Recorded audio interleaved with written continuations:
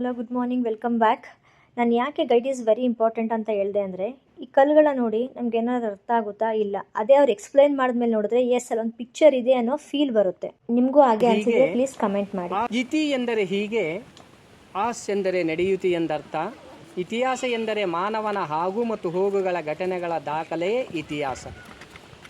ಚಿತ್ರದುರ್ಗದ ಕೋಟೆ ಒಳಗಡೆ ನೀವುಗಳು ನಿಂತುಕೊಂಡು ನೋಡಿದಾಗ ಪ್ರಕೃತಿಯ ಕಲ್ಲು ಬಂಡೆಗಳು ನಿಮ್ಮ ಕಣ್ಣಿನ ಮುಂದೆಗಡೆ ಒಂದೊಂದು ಕಲ್ಲು ಒಂದೊಂದು ಆಕಾರದಲ್ಲಿ ಕಾಣಿಸ್ತಾ ಇದ್ದಾವೆ. ವಿಚಿತ್ರ ಆಕೃತಿ ಉಳ್ಳ ಕಲ್ಲುಗಳು ಚಿತ್ರಕಲ್ಲು, ಚಿತ್ರದುರ್ಗ ಅಥವಾ ಪಿಕ್ಚರ್ಸ್ ಆಫ್ ರಾಕ್. ನೋಡಿ, ಮನೆಗಿರುವ ಆನೆ ಥರ ಇದೆ, ಗೆಸ್ ಮಾಡಿ. ಇದು ಮೈಸೂರು ಆನೆ ಆಗಿದ್ರು ನಮ್ಮನ್ನ ಇಲ್ಲಿ ನಿಲ್ಸ್ಕೊಳಕ್ ಬಿಡ್ತಲ್ಲ, ಓಡಿಸ್ಕೊಂಡು ಹೋಗ್ಬಿಡೋದು. ಇದು ಚಿತ್ರದುರ್ಗ ಆನೆ, ಹುಲ್ಲು ಸೊಪ್ಪು ತಿಂದು ಎನರ್ಜಿ ಎಲ್ಲ. ಈ ಕಡೆ ನೋಡಿ, ಇದು ಆಕಾರ ಅಮ್ಮ ಈ ಕಡೆ ಮುಸುಳೆ, ಮಲಗಿರುವ ಮುಸುಳೆ ಹಂಗೆ ಇದೆ. ಗೆಸ್ ಮಾಡಿ. ಅದು ನೀರಿನಲ್ಲಿರುವಂತ ಟಾಟಾ ಈಸ್ ಹೆಡ್ಸ್, ಆಮೆ ತಲೆ ಟಾಪ್ ಅಲ್ಲಿ ಇದೆಯಲ್ಲ, ಗೆಸ್ ಮಾಡಿದ್ರ? ಅಪ್ಪ ಈ ಕಲ್ಲು ಅಲ್ಲಿ ಕಾಣ್ಕೊಂಡು ತಲೆ ಐತಿಲ್ಲ ಅಲ್ಲೇ, ಮೇಲ್ಗಡೆ ಈ ಕಡೆ ಬನ್ನಿ, ಇಲ್ಲಿ ಬನ್ನಿ. ಅದು ಮುಸುಡಿ. ಇನ್ನು ಈ ಕಡೆ ಅಮ್ಮ ಒಂಗೆ ಎಂಡಲ್ಲಿ ನೋಡಿ, ಒಂಗೆ ಮೇಲೆ ಹಿಂಭಾಗ ಕೆಮಿಲಿಯನ್ಸ್. ಇದು ಇಲ್ಲಿ ಚೂಪಾದ ಕಲ್ಲು ಮೊಲದ ಕಿವಿ, ಖರ್ಗೋಶ. ಇಲ್ವಮ್ಮ, ರಾಬಿಟ್. ಬನ್ನಿ ಹಿಂದ್ಗಡೆ ಬನ್ನಿ. ಕೇರ್ಫುಲ್ ನೋಡಿ, ಅಲ್ಲಿ ಒಂದು ಚಿಕ್ಕ ಕೋಟೆ ಕಟ್ಟಿದಾರ. ಆ ಕೋಟೆ ಪಕ್ಕದಲ್ಲಿ ಮೇಲ್ಗಡೆ ಕೆಳಗಡೆ ಕೂತ್ಕೊಂಡು ಮೇಲ್ಗಡೆ ಮುಖ ಮಾಡಿ ನೋಡಿ, ಕಪ್ಪೆ ಮಂಡುಕ. ಯಾವ್ದೋ ಗೊತ್ತಾಗಿಲ್ವಲ್ಲ, ಕಣ್ಣು ತರ ಇದೆ ನೋಡು. ಆನೆ ಮೇಲೆ ಅಲ್ಲಿ ಟಾಪು, ಬೋಟು, ಹಡಗು, ಟಾಪ್ ಮೇಲೆ ಕಲ್ಲಿನ ಮೇಲೆ ಕಟ್ಟಡ ಕಟ್ಟಿದ್ದಾರೆ. ಕಲ್ಲು ಮೇಲೆ ಬೋಟ್ ಮಾಡಿದ್ದಾರೆ.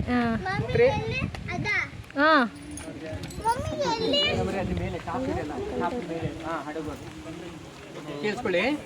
ತ್ರೇತಾಯುಗದಲ್ಲಿ ಬೆಟ್ಟವನ್ನು ಚಿನುಮಲಾದ್ರಿ ಬೆಟ್ಟ, ಇಡಂಬಕಪಟ್ಟಣ, ವನದುರ್ಗ, ಜಲದುರ್ಗ, ಗಿರಿದುರ್ಗ, ಮೇಲುದುರ್ಗ, ಚಿತ್ತಾರಕಲ್ಲೂರು, ಮಲ್ಲರಾಯನ ದುರ್ಗ, ಬೊಮ್ಮತ್ತನಕಲ್ಲು ದುರ್ಗ, ಇಡಂಬಕಪಟ್ಟಣ. ಹೈದರಾಲಿ ಕಾಲದಲ್ಲಿ ಪರಕಾಬಾದ್, ಬ್ರಿಟಿಷರ ಕಾಲದಲ್ಲಿ ಚಿತಾಲಕಲ್ಲದುರ್ಗ, ಕದಂಬರ ಕಾಲದಲ್ಲಿ ಚಂತನಾಪುರ, ನಮ್ಮ ಪಾಳೆಗಾರ ಕಾಲದಲ್ಲಿ ಚಿತ್ರಕಲ್ಲು, ಚಿತ್ರದುರ್ಗ. ಉದಾಹರಣೆ: ಬೆಂಗಳೂರು ಬೆಂದಕಾಳೂರು, ಹಾಸನ ಸಿಂಹಾಸನಪುರಿ, ಕಲಬುರಗಿ ಗುಲ್ಬರ್ಗ, ಬಿಜ್ಜನಹಳ್ಳಿ ಬಿಜಾಪುರ, ದೇವನಗೆರೆ ದಾವಣಗೆರೆ, ತುಂಬೆಯೂರು ತುಮಕೂರು, ಮೈಸಾಸುರ ಮೈಸೂರು, ಹಳೆದಾರಬೆಟ್ಟು ಹಳೆಬೀಡು, ಹೂಬಳ್ಳಿ ಹುಬ್ಬಳ್ಳಿ, ಮೊಣಕಾಲೂರು ಮೊಣಕಲ್ಮೂರು, ಶಿವನಮೆಗೆ ಶಿವಮೊಗ್ಗ, ಜಗಲಿಕಟ್ಟೆ ಜಗಳೂರು, ಬೇಲೂರು ಬೇಲೂರು, ಮಂಡ್ಯ ಮಾಂಡವಿ, ಧಾರಕಾರ ಧಾರವಾಡ, ಕೋಲಾಹಲ, ಮಂಗಲಕಾಲಿ ಮಂಗಳೂರು, ಬೆಳಗಾಂ ಬೆಳ್ಳಿಗಾವಿ. ಸೊ ಚಿತ್ರಕಲ್ಲು, ಚಿತ್ರದುರ್ಗ ಅಂದರೆ ಕೋಟೆ ಕೊತ್ತಲ ಟೆಂಪಲ್ಗಳು ಎಂದರ್ಥ. ಹೊಸಪೇಟೆ ಅಂತ ಹೆಸರು ಏಕೆ ಬಂತಂದರೆ, ನಿಮ್ಮ ತಲೆಯೊಳಗೆ ಒಂದು ರುಮಾಲು ಸುತ್ತಿಕೊಂಡು ನೀವು ತಲೆ ಎತ್ತಿ ಕೃಷ್ಣದೇವರಾಯನ ಗೋಪುರವನ್ನು ನೋಡಿದಾಗ ನಿಮ್ಮ ತಲೆಯಲ್ಲಿರುವಂಥ ರುಮಾಲು ಕೆಳಗೆ ಬಿತ್ತು ವಲಸಾದ ಪೇಟ ಹೊಸಪೇಟೆ. ಚಿನ್ನ, ಬೆಳ್ಳಿ, ತಾಮ್ರ, ಲೋಹ. ಆ ಪ್ರಿಂಟಿಂಗ್ ಮಾಡಿರುವ ನಾಣ್ಯಗಳನ್ನು ಬಚ್ಚಿಡಲಿಕ್ಕೆ ಅದು ಟಂಕಶಾಲೆ, ಟ್ರೆಜರಿ. ಆಗಿನ ಕಾಲದಲ್ಲಿ 40 ಅಡಿ ಆಳ, ಈಗಿನ ಕಾಲದಲ್ಲಿ ಅದು ಒಳಗಡೆ ಎಲ್ಲ ಥರದ ಕಾಯಿಗಳನ್ನು ಹಾಕಿ ಮೇಲ್ಗಡೆ ಬಂಡೆ ಮುಚ್ಚಿ ಬಂಡೆ ಮೇಲೆ ವಿಗ್ರಹಗಳಿಟ್ಟು ಪೂಜೆ ಮಾಡೋರು. ನಮ್ಮಂಥ ಗೊತ್ತದವರಿಗೆ ದೇವಸ್ಥಾನ, ಅವರಿಗೆ ಮಾತ್ರ ಟ್ರೆಜರಿ. ಇದು ಆಗಿನ ಕಾಲದಲ್ಲಿ ಚಿನ್ನ ಬೆಳ್ಳಿ ಎಲ್ಲನೂ ಮುದ್ರಕ ಮಾಡ್ತಾಯಿದ್ರು ಅಲ್ವಾ, ಅದನ್ನು ಯಾರ ಕೈಗೂ ಸಿಗಬಾರ್ದು ಅಂತ ಬಚ್ಚಿಡ್ತಾ ಇದ್ರಂತೆ. ಆವಾಗ ಇದು 40 ಅಡಿ ಇತ್ತಂತೆ, ಬಟ್ ಕಾಲಕ್ರಮೇಣ ಇವಾಗ ಇದು 10 ಅಡಿ ಬಂದು ನಿಂತಿದೆ. ಬನ್ನಿ ಹೇಗಿದೆ ನೋಡ್ಕೊಂಡು ಬರೋಣ.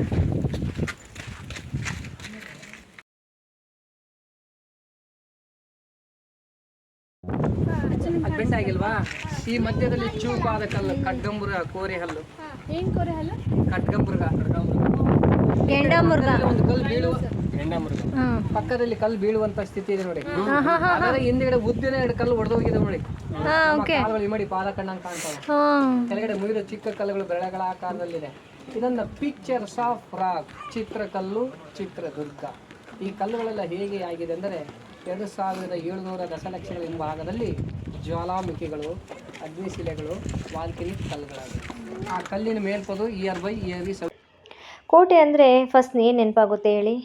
ಹೌದು, ಕಚ್ಚೆ ಕಟ್ಟಿ ಒನಕೆ ಹಿಡಿದು ಐದರಾಲಿ ಸೈನಿಕರ ರುಂಡವನ್ನು ಚೆಂಡಾಡಿದ ನಮ್ಮ ವೀರ ವನಿತೆ ಒನಕೆ ಓಬವ್ವ. ತನ್ನ ತಾಯಿ ನಾಡಿಗಾಗಿ ತನ್ನ ಪ್ರಾಣವನ್ನೇ ಮುಡಿಬಿಟ್ಟರು. ಇದೇ ಮೆಟ್ಲು ಮೇಲ್ಗಡೆ ನಾಗರ ವಿಷ್ಣು ಸರ್ ಶಾಲಾ ಮಕ್ಕಳನ್ನು ಕೂರಿಸಿಕೊಂಡು ಒಂದು ಸಾಂಗ್ ಆಗಿದೆ. ಕನ್ನಡ ನಾಡಿನ ವೀರರಮಣಿಯ ಗಂಡು ಭೂಮಿಯ ವೀರನಾರಿಯ ಜನತೆಯ ಹಾಡು ಅಂತೇಳಿ ವಿಷ್ಣು ಸರ್ ಹಾಡಾಡಿರುವಂಥ ಸ್ಥಳ ಇದು. ಈ ಮೆಟ್ಲು ಮೇಲೆ ಶಾಲಾ ಮಕ್ಕಳು ಬರ್ತಾರೆ, ಸೈನಿಕರು ಮಕ್ಕಳು ಕಾಣೆ ಬೀಳುವಂಥ ಸನ್ನಿವೇಶ. ಅಲ್ಲಿ ಬಂಡೆ ಮೇಲೆ ಮರ ಬಿದ್ದಿದೆ, ಇಲ್ಲಿ ಮುಂದೆ ಅದೇ ಬಂಡೆ ಕಲ್ಲಿನ ಮೇಲೆ ಜಯಂತಿ ಒಣಗಿ ಹೋಗುವ ಪಾತ್ರ ಮಾಡಿಕೊಂಡು ಗಂಡನ ಊಟಕ್ಕೆ ಕತ್ತಳೆ ಸರದಾರ 5 ಸೈನಿಕರು ಹಾಕಿದ್ದಾರೆ, ಬನ್ನಿ ಬನ್ನಿ ಅಂತೇಳಿ ಓಬವ್ವನ ಯಜಮಾನ ನಿಂತ್ಕೊಂಡು ಕಾವಲು ಕಾಯುವಂಥ ಬುರುಜು ಹನುಮನ ಬತ್ತೇರಿ. ಇದು ತಣ್ಣೀರ್ಕೊಳ. ತಾಯಿ ಒನಕೆ ಓಬವ್ವ ತನ್ನ ಗಂಡನಿಗಾಗಿ ನೀರು ತಂದಂಥ ಜಾಗ. ಇದು ಓಬವ್ವನವರ ಸಮಾಧಿ. ನಾವು ಕತೆಗಳು ಮತ್ತು ಸಾಂಗಲ್ಲಿ ಕೇಳಿರೋ ಪ್ರಕಾರ ಹೈದರಾಲಿ ಸೈನಿಕ ಮೋಸದಿಂದ ಹಿಂದಿನಿಂದ ಚುಚ್ಚಿ ಓಬವ್ವ ವೀರಮರಣ ಹೊಂದಿದ್ದಾರೆ ಅಂತ. ಬಟ್ ಇಲ್ಲಿ ಗೈಡ್ ಹೇಳೋ ಪ್ರಕಾರ ಚುಚ್ಚಿರೋದು ನಿಜ, ಬಟ್ ಅವರು ಆ ಕ್ಷಣಕ್ಕೆ ಸತ್ತಿರಲಿಲ್ಲ. ಇನ್ನು 5 ವರ್ಷಗಳ ಕಾಲ ಬದುಕಿದ್ದು ರಾಜರಿಂದ ಬಹುಮಾನವನ್ನು ಸ್ವೀಕರಿಸಿ ತದನಂತರದಲ್ಲಿ ತೀರ್ಕೊಂಡಿದ್ದಾರೆ. ಬಾರ ಮೇಲೆ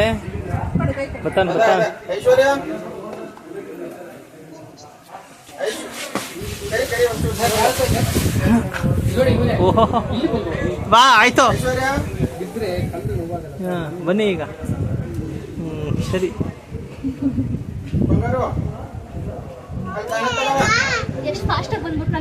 ಬಂದ ಅದಕ್ಕೆ ಒಳ ಸಾಯಿಸಿರೋದು ಇಲ್ಲಿ ಬಂದಿರೋರ್ಗೆ.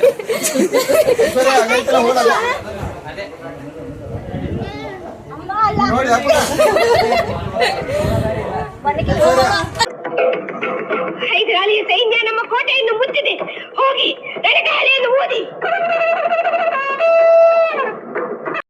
ನಮ್ಮ ನಾಡು, ನುಡಿ, ನೆಲ, ಜಲಕ್ಕೋಸ್ಕರ ಹೋರಾಡಿದಂತಹ ಎಲ್ಲ ರಾಜರು, ರಾಣಿಯರು ಮತ್ತು ಲಕ್ಷಾಂತರ ಸೈನಿಕರಿಗೆ ನನ್ನ big salute.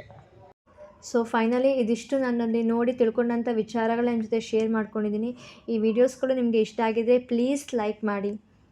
Thank you so much for watching. See you in the next vlog.